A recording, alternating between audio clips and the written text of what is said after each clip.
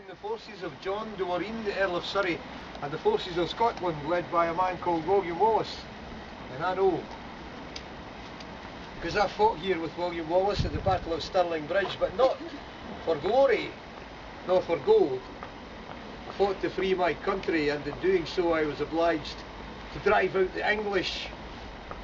We were occupied by England then, and the King of England was a very ruthless and ambitious man.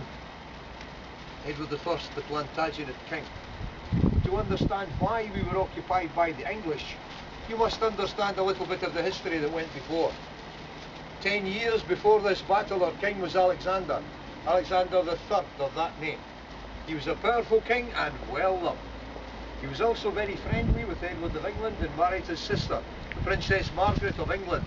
And so the countries lived in relative harmony. But then things began to go wrong. Queen Margaret died when she was young. Hard on the heels of the death of his young queen, Alexander's two sons died, the princes, David and Alexander. They predeceased their father. His daughter Margaret married Eric II, the King of Norway. She died very young as well, not long after giving birth to a daughter called Margaret. Is everybody staying with me so far? What we have to do, my dear, is remember his little granddaughter in Norway, because the other two are dead and of little significance to the story. Alexander remarried, led by his heart, ladies, rather than his counsel. Well, he's determined to cross the river in a storm and visit his beautiful, new, young, French bride, What man amongst us can find fault here? He crossed the river, but when he got to this side, he rode away ahead of his companions and was lost. Here they found his body the next day lying on the shore at Kinghorn, flung from the cliffs from his horse. All of Scotland laments. The last of the great ancient kings of Scotland is dead, because when Alexander died, he was the first king of Scots for many years to die without a son, nor had he named a male heir. Now, these are dangerous and difficult times.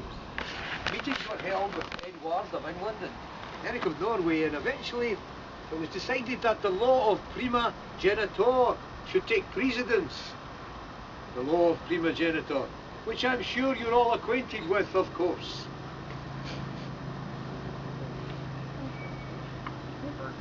The firstborn, sir, you are a light in a dark place. For a moment I thought I'd stumbled amongst the heathen, with not a word of Latin in their mouths. Firstborn indeed. That means his little granddaughter, you remember her? She's up in Norway. She's about 7 years of age, to be brought back and looked after till she's old enough to be the queen, which will be very interesting, ladies, because we've never had one of them before. Do you take my meaning? They're going to put a woman. They're going to put a woman on the throne of Scotland. As if things were not bad enough, boys. But I see you looking at me. I see you condemning me with your eyes, ladies. But before you condemn me, hear my case. For down in England, this Edward, they call the Longshanks. Do you know why they call him Longshanks, lad? No? A fine example standing there with the satchel on. Edward of England is handsome, tall, and he has long legs, you see. He is the Longshanks. Now, Edward of England's already taken Wales and Ireland, and a third of France is beneath his banners. With Alexander dead, he looks north to take Scotland, so does it not suit his purposes to have a little girl on the throne instead of a strong king? Of course it does. The nobles squabble already for the crown. But he also said when the little girl returns from Norway, she'll be promised in marriage to my son, Edward, the Earl of Carnarvon, Crown Prince of England, and now Edward, whom I have just made the very first English Prince of Wales. By this token he thought he would take Scotland, but it was not to be. For a little girl, a number of Scots lords sailing from Orkney, Norway to Orkney, and then on the Isle of Orkney she suddenly fell ill and died. Some men say she died of a mysterious disease, brother.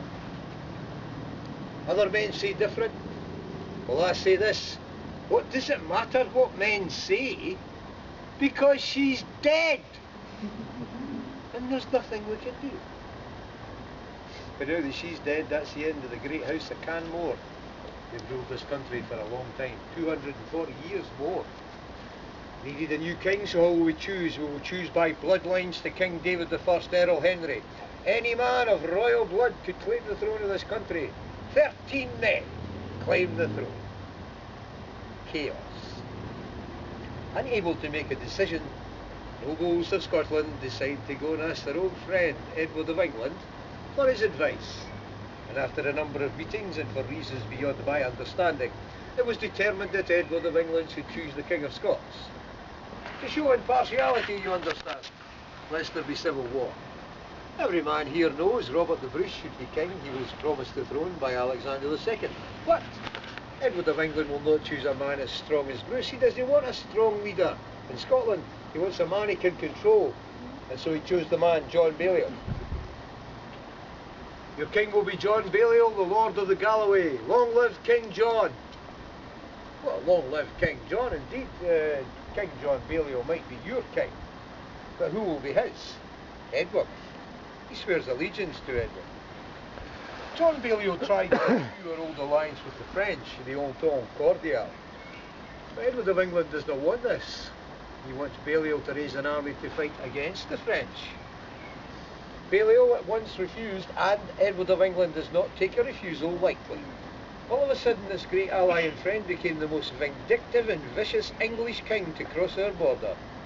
He attacked the town of Berwick-upon-Tweed, a great market town at that time, with no soldiers, undefended, and he killed 8,000 people in 2 days.